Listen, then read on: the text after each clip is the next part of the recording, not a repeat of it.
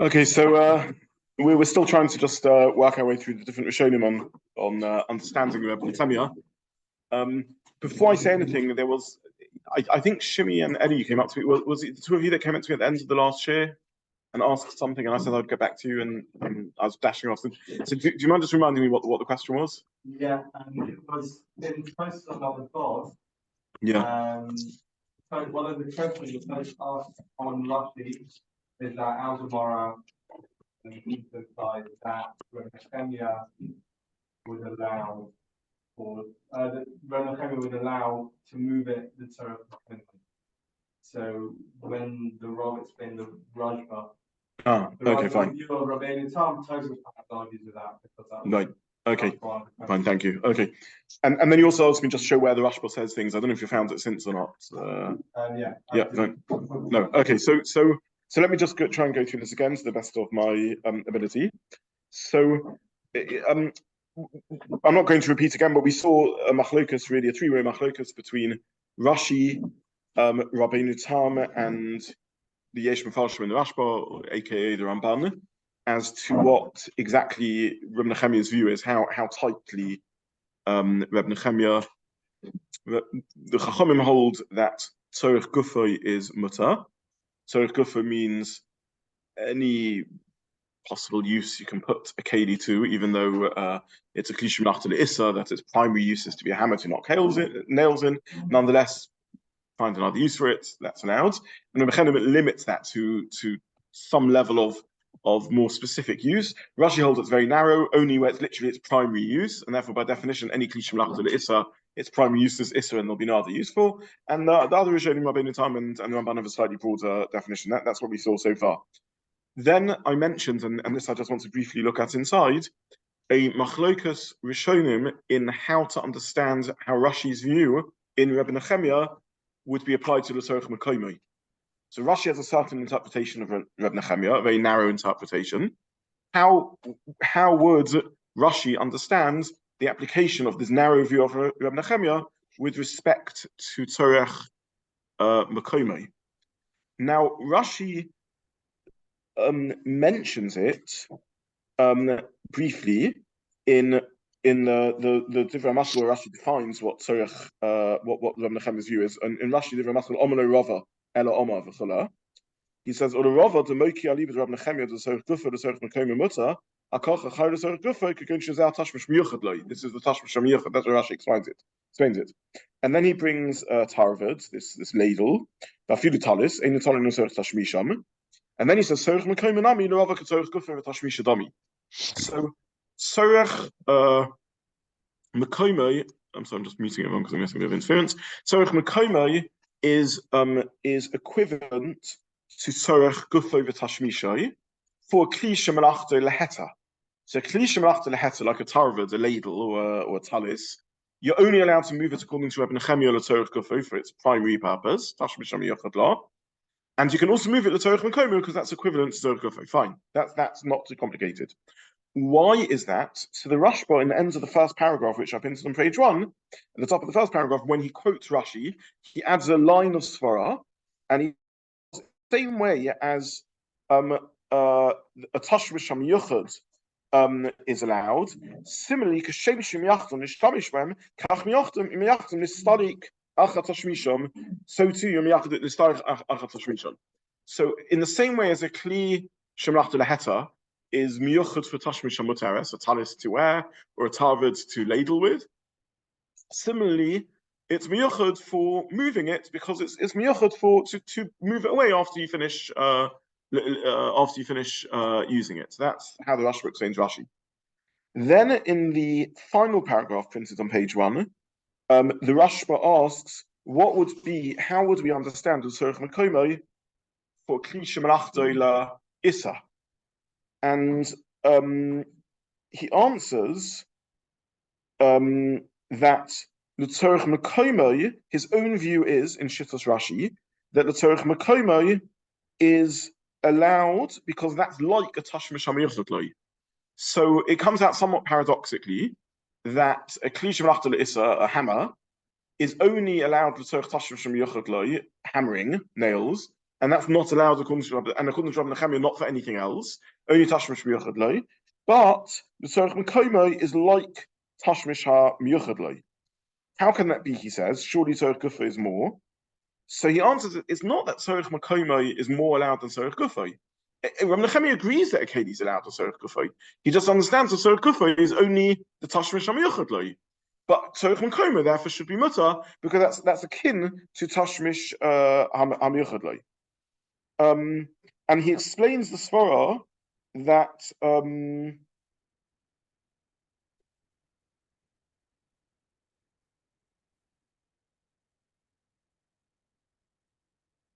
no, and he doesn't explain. Sorry, he just says that's called that's equivalent to tashmish hamiyuchad lo. Then he quotes from Rabbeinu Tam, who understands that Shittas Rashi is that kli shemalachta le'isa is not allowed. It's only allowed to tzorech gufo, to tzorech tashmish hamiyuchad lo, and therefore it's not allowed. And therefore, he says, would not be allowed for tzorech mekomo, because the whole logic of tzorech mekomo is an extension of tzorech gufo. When you miyachet something to tzorech gufo for its primary purpose, you also miyachet listalik to tidy it up afterwards. But if you're not allowed to move it for any purpose, then you also can't argue that it's miyachet to be mistalik after use, and therefore it'd be also tzorech mekomo. So just to summarize, the Rashba's own interpretation of Rashi, again, Rashi holds that tzorech gufa means only tashmish hamiyuchad lo. How would that extend to tzorech mekomo? The Rashba says it would extend to allowing any tzorech mekomo, even a klishim nachted issa tzorech mekomo would be allowed according to Rabbi Nechemia, because that's always equivalent to tashmish hamiyuchad lo. All kelim are miyuchad for their primary tashmish, hammering and nails, and for tidying away. And therefore for getting them out of the way for other uses, and therefore that's all called tashmish miyuchad lo. That's the Rashba's view, and Rabbeinu Tam's view of Rashi is no. A kli is miyuchad to tashmish miyuchad lo, hammering and nails, and it's muchan for tidying up, moving away after you finish the tashmish miyuchad lo, and therefore kli shemlachta leheta you can move the tzorech mekomo, but kli shemlachta leissa by definition you can't move the tzorech mekomo because the whole tashmish miyuchad lo is osa, and therefore you never get tzorech mekomo that would be mutter because it's never from miyuchad for tashmish miyuchad lo. That's where the Rashba says what I quoted in the last shiur. In answer to the second thing you asked me after last year, Shimi, which is where the Rishonim say this. So this is where they say this. Now, based on that, I'm not sure what your ha'ara is in Tosus. Only that part of Tosus' whole question on Rashi was that it's clear from the LeTsorech that he allows you to move some of the tzorech mekomo, even if he's not the Elah. And so according to Rashi, how does that make sense? Right, that's going in Rabbeinu Tam's understanding of Shittas Rashi. But then if Rabbeinu Tam doesn't answer it, then that's a question on Rabbeinu Tam. No, Rabbeinu Tam is saying this in Shittas Rashi. According to you, Rashi, who learns that Klisha melachta le'issa LeTsorech mekomo means tashmish hamiyuchad lo, I, Rabbeinu Tam, understand that to mean that also LeTsorech mekomo wouldn't be allowed. In which case, we have a problem on the sugya. But how would Rashi answer? Or the Rashba at least would answer. Rashi never meant that you misunderstood Rashi. You took him too far. Oh, so that's correct. That is right. Yes. That is right. Yeah. After I was puzzling over your question afterwards. Yes, that's right. That's no. It's a machlokas rishonim. No, it's a machlokas rishonim in how to learn Shittas Rashi of Tashmish miyuchad. Yeah. According to the Rashba's understanding of Rashi, where we connect tzorech mekomo as an extension of tashmish hamiyuchad lo, that's just putting it away. Yes. It makes it much harder to distinguish between tzorech mekomo and chaburah. Because once you're allowing something, you say the whole connection is because it's a tashmish hamiyuchad lo, then why would you not want to protect it? If anything, it could be more than tzorech mekomo. I hear the point. I think the problem is that mechama l'tzel, you're protecting the keli, which itself doesn't have a mutter tashmish hamiyuchad lo. Whereas to move the keli out of the way for other uses, those other uses are mutter uses, and therefore it's miyuchad to move them out of the way for other uses. So the keli is omei to do two things: to do its tashmish hamiyuchad and to clear off and not to interfere, to get out of the way when I need to do other things with that space.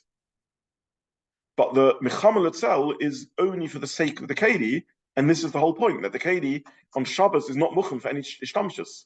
So if I'm moving it Mechamel itself, I'm moving it to protect the functionality of the Keli, and that functionality is what it's not Mucham for on Shabbos, according to Rabbi Nechemia. Actually, in this respect, according to everyone, whatever, yeah. To clarify that, when we say them certain common, it's not just the fact that there's clears we are putting it actually in the case. You have to have a reason to move it back, like you need the actual muck-on where it is. Correct. Yes, you are allowed to move Correct. it back. Yes. If you have no need for the muck-on, then yes, it's like Muhammad itself. That is right. There's not tidying up, which is really the Gemara later that talks about how can we tidy our plates on Shabbos, right? Yosef Yosef Masafra, Ravach, etc. That's the Gemara later. How can you tidy up cars? Yeah. Okay, so that's tidying up. I think what I left overhanging from the last last year. What I want to do in the remainder of this year is a quick chazara on Nechemia, not Reb Nechemia from the previous sugya, and then just try and link the two. So on the, I don't know if people had the chance to do chazara or those who aren't here to just at least go very briefly through it, but on Kuf Chaf Gimel Omud's base, we understood that what we refer to colloquially as Muktza really refers to two very different types of halachas. There's most of what we learn in Hilchos Muktza nowadays, 95% of Hilchos Muktza, which is to do with whether a kli is muchan or not muchan. And that's one sugya. And then there's a separate, I'm looking here particularly actually at Eddie and Shimi, just because you guys, I think the people that are present here, you're the only ones who aren't here. Did you manage to look at Nechemia, the Omud of Nechemia? Or not on the previous? Okay, so listen carefully to a summary, which I'll just give over here. Okay, so what we call Hilchos Muktza is a combination really of two sugyas. 95% of Hilchos Muktza is laws of Hachana, what came are muchan for and what they're not muchan for. However, in the times of Nechemia, from the times of Tanakh, there was another gezerah floating around in which Nechemia wanted to restrict use of kelim, b'chlal, nothing to do with hachana. Even a keli that's completely muchan, a sefer, an item of clothing, a chair, completely muchan for use on Shabbos in a completely mutter way. Nonetheless, Nechemia wanted to restrict needless use of kelim, and even somewhat degree necessary use of kelim, in order to minimize melachos, to keep people away from melachos. That's what that whole omid is about. Then the omid says that gradually these gezerahs were unraveled until more or less you enter a world in which close to nothing is left of these gezerahs, and the only halachas that remain are tilted of Muktza, kelim that aren't muchan. However, we saw that there may be some leftovers of the gezerah. For example, there are those who hold, and this enters halacha l'maisa in the Mishnah Berurah, and Mishnah Avnei argues and everything. There are those who hold that you shouldn't fiddle with even mutter kelim on Shabbos. You shouldn't move kelim for no reason whatsoever.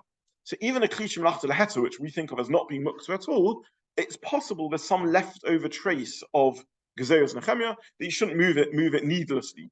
Even though you can move it mechamel itself to protect it, but just to move it for no reason whatsoever, not. That was one nidden that we saw in the sugya. Is gezerahs Nechemia completely unraveled, and it's just an interesting piece of Jewish history, or does the halacha remain that you shouldn't move even a klish melachot leheter needlessly? We also saw another machlokas, which again made its way into the Mishnah Berurah, and this I printed on the third page of the source sheet, which is kelim which are commonly used. They're used the whole time. So Tosfos already said on the top of Kuf Chaf Gimel Omud Beis, Divrei Maskil v'Sakina, that sorry, I'm Divrei Maskil. Divrei Maskil Harihu. That kelim which, sorry, the bottom Tosfos on Kuf Chaf Gimel Omud Beis, that kelim which are sorry, not just that Tosfos. Sorry, yes, yes. So Tosfos Divrei Maskil Miksoya Shel Devela. Tosfos says that any keli which is used, which is a b'nei kibble, which we weren't exactly sure how to translate, but any keli which is cutlery basically and plates and the like, gezerahs Nechemia does not apply to, and you can move needlessly. And so Tosfos and Ka'oros, plate cups and plates and saluchios, bowls and plates and so on, all of those, the Gezerah of Nechemia doesn't apply to at all. And the Shilta Geborim that the Shahad Siyam brings holds that it says that knives are the same, all these things are the same. And the Rambam is mashma, and I printed the Rambam at the beginning of Perek Kafei, that no, the Rambam holds that all kli shemalachta leheta, Gezeras Nechemia remains. And you can't move a kli shemalachta leheta for no reason, even if it's a bowl or a spoon. So the Rambam seems to say that an amazing halacha, that you can only move a kli shemalachta leheta for a reason, either tzorech gufay or mechamer l'tel, but not move it trivially. Okay, so just to summarize, so this isn't completely confusing. We're used to learning Hilchos Muktza. Hilchos Muktza is about what's muchan and what's not muchan. There is, though, another Gezerah floating around, the Gezerah of Nechemia, in which originally he bans any moving of kelim that is unnecessary in order to avoid melachos. That Gezerah got pretty much unraveled. However, there remains a machlokas whether there's any leftover of that Gezerah, and it's possible, for example, the view of the Rambam, that even kosos and sluchios, plates and cups, you can't move for no reason whatsoever. It's possible that plates and cups, like very commonly used kelim, you can move for no reason whatsoever, but less commonly used klish melachta deheta, you can't move for no reason whatsoever. And it's possible, the view of the Aruch HaShulchan and the Avneza, that there's nothing left over at all. You can move everything without any cheshbon. The Gezerah Nechemia is completely unraveled, and we don't have to know anything about Nechemia anymore. That's a summary of the previous Omud. We now have a shaila over here in Rabbi Nechemia. Rabbi Nechemia, who has a much more strict view of Muktza, and holds that even a kli shemalachta le'issa, you can only move, or kli shemalachta heta for that matter, you can only move for a tashmish hamayuchad loy, but not for any other tashmish. You can't take a hammer and crack a coconut with it. Is that because in Hilchos Muktza he holds it's not muchan, or because of Gezeras Nechemia he holds this is a leftover of Gezeras Nechemia? So is it that he has a narrower view of Hilchos Muktza, and he holds kelim are only muchan for tashmish hamayuchad, and he disagrees with the Rabbanon who say a keli is a keli is a keli, and therefore keli is only made for any ishtamshus that you can find for it? Or is Peshat that he holds that it's also because of Gezeras Nechemia? We saw in the previous Amud that Nechemia says that all kelim shouldn't be moved needlessly. It's true that's unraveled, but maybe he's simply saying that it's not unraveled to such a wide degree. And he holds that you can't move a keli for any tashmish other than the tashmish ha miyuchad. In brief, if you want to put it in different ways, is kuf chaf daled Amud base an extension of kuf chaf daled Amud aleph, or is it an extension of regular Hilchos Muktza, which we learn, or is it really an extension, if you want to put it in a different label, an extension of kuf chaf gimel Amud aleph, kuf chaf base Amud base? So when we learned Kuf Chaf Beis Amud Beis, Kuf Chaf Gimel Amud Aleph, we learned Hilchos Muktza. That was to do with Hachana. We then shifted to Daf Kuf Chaf Daled Amud Aleph, where we began learning at Nechemia. We now get to Kuf Chaf Daled Amud Beis, in which Rabbi Nechemia says a much tougher rule of Muktza, that you can only move kelim for tashmish hamayuchad. Is that because he holds they're not muchan for anything else, or because he holds the Gezerah of Nechemia remains that you shouldn't move kelim unless for very much narrower needs? That's the sort of shaila that lingers over our sugya. Is that a reasonably clear question? Yes, and there are nafkaminas. Yes. We didn't go into this in detail, but I'll just throw out two nafkaminas. The first nafkamina is that Gezeras Nechemia is only about movement of things, whereas Muktza is even about use of things without movement. So that what did Rabbi Nechemia utter over here? So again, Muktza is to move things or to use things. Tiltal means taking for yourself, using things. Because there's Nechemia is only movement. So what would be the issa of Rabbi Nechemia when he says you can't move, you can only use something for kshashmash miyuchad law? That'd be one shaila. Another very interesting nafkamina. Sorry. Yes, but the question is whether that means use or only movement. So you're saying I said the language of tiltal. So you're correct. Yeah, then I shouldn't have said the language. Yeah. Okay. Is it use or even Muktza is even issa of use, whereas Gezeras Nechemia is only an issa of movement. Sorry, correct. The second nafkamina is whether what would Nechemia say about food items?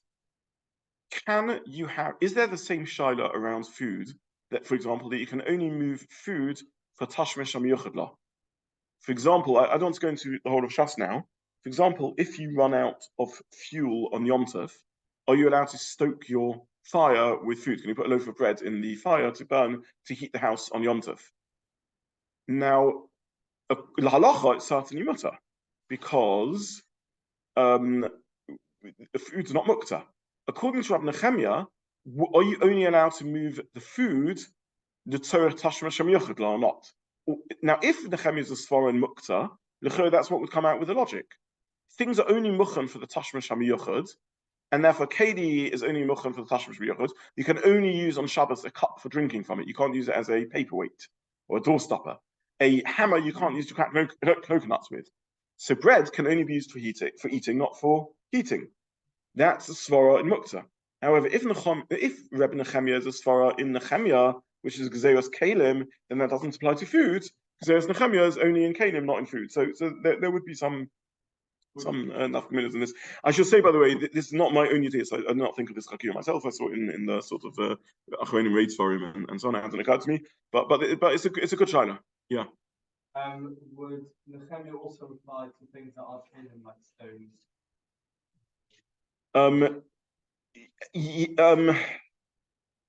Well, you would have more than Nechemia. You would have Gezeras, you would have Muktza, because a stone is not muchan for anything, and it's even worse than a KD, and therefore it's what we call Muktza machmas gufay. So the whole lomdus of Kalim is that even a Kli Shemlachta Le'issa is omeid still a Kli, and therefore maybe it's omeid, according to the Tanakama, argues with the Nechemia, for other tashmishim. A stone is not omeid for any tashmish whatsoever. If you're miyachid the stone to be used for something, however you do that, which is a separate sugya which we haven't learned, but you dedicate this stone to be a paperweight or a doorstopper, then with respect to Hilchos Shabbos it becomes a kedi, not with respect to Hilchos Tumah and so on. With respect to Hilchos Shabbos it becomes a kedi. Yeah, sorry, Gary, you have your virtual hand up. For a while, I've been confused about the topic of not being allowed to use things which you are not allowed to move. Could you just give us a couple of examples? Because I've not got my head around this in the past. Yes, can you sit an anvil? We don't have many anvils floating around. But a blacksmith hammers on I can't remember the lashon of the Gemara earlier. We saw. So, are you allowed to sit on an anvil? Wouldn't you have the same? Wouldn't you have the same if there was a tree that fell over? Naga, no, not that. Sorry, not that Gemara. So let me just get my terminology while we're out there. And this, we had that language. Meducha is shall shum Ali. Any time is Ali Katzi Falovas Basa. Ali, a castle. Yeah. So can you sit on top of that without moving it? So it's Muktza on Shabbos. Are you allowed to sit on it? Are you? If a tree falls over, can you sit on the tree on the horizontal? That's right. Yes. I'd assume that was okay, though. Am I wrong? I thought you were allowed to sit on it. According to many achronim and with the Magen Avraham and others, you're not allowed to use a Muktza item even without movement. That's correct. Thank you very much. Yes.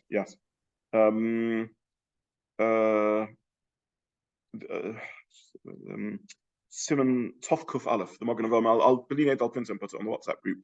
Magen Avraham in Tovkuf Aleph.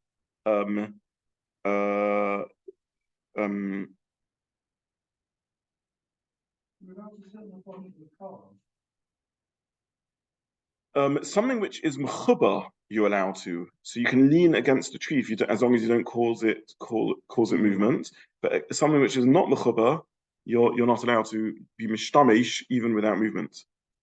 Yeah. The truth is, I want to chazara on the exact parameters of this. So I'm going to put pause in this conversation because I'm going to go last on this. Magen Avraham is in Tov Kuf Aleph, but I want to Tov Kuf Aleph, but I want to look it up again and check the Gemara Gomes. So before I make a fool of myself. Yeah. We've got this Rabbanan Darishona. That's even though it's Darishona Nechemia after on Gimel Amud Bet. Kuf Gimel Amud Bet. No. That's the starting point. Yes, that's the starting point of Nechemia. Yes, that's correct. That's the starting point of Nechemia. And Muktza shel Elah, Tosis explains, is an example of any kli kibbul, and even within that, there's a machlokas.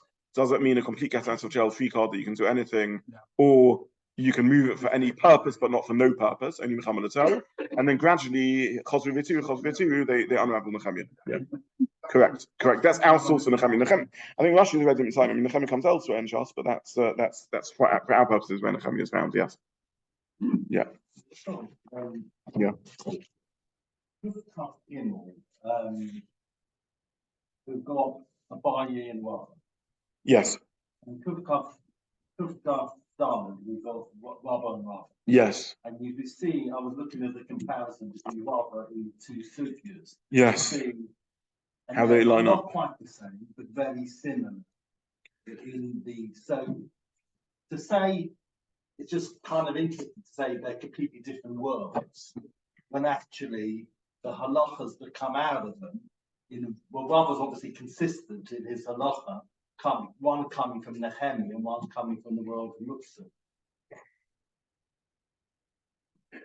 I hear the point vaguely, but you'll have to flash out, and that can be homework for both of us, whether the Rishonim make sure there's no contradiction between the two, but whether there's an alignment, and this is rather emerging from one worldview or not, I'm not sure if your point is correct or not. I need to work that through. I don't know. No, it's beyond my. I need to hash it out. I hear your point, but I don't know if there's evidence on that in alignment. Yeah. Yeah. We've got Rabba in two worlds. Right, but we've got protecting the arse, one against the body, one against Rabba. Is a very it's similar but a different question. We answer that in the code. We answer it in a different way. Right, so we have to do two things. First of all, we have to check there's no contradiction between Rava on Amud Aleph and Rava on Amud Beis. Fine, and the Rishonim work that through. The second thing is you're saying there's more than a no contradiction. There's an uncanny similarity which suggests that there's a link that I don't know about to work through. Okay, so that's the shaila that really we'll reflect on. We sort of run out of time, so I'll stop here for today. And Emir Hashem, on Sunday, I'll just sort of work through fleshing out the maths of how these sort of nafkaminas play out. And Beline, hopefully by Sunday, I'll also be able more confidently to check that I'm not misquoting. I'm not going to run around Ishtamishas and what the parameters of using Muktza as opposed to moving Muktza are. So let me double check that. I am going to move forward into if you haven't done so already, Yosef Safra Vachabana, Yosef Kamed Rabba, Rabbizobin, Nechemia, Hanika Oris, Nitalin, and so on. So I'm going to begin moving through the Chavruta of the Gemara. Yeah. Going through the Gemara now. Yeah. I'm going to revisit, by the way, the Rambam and the Mishnah Berurah and Shulchan Aruch about Kazoros Nechemia, so that I'll touch on also. Yeah. Okay. Yeah, I think so.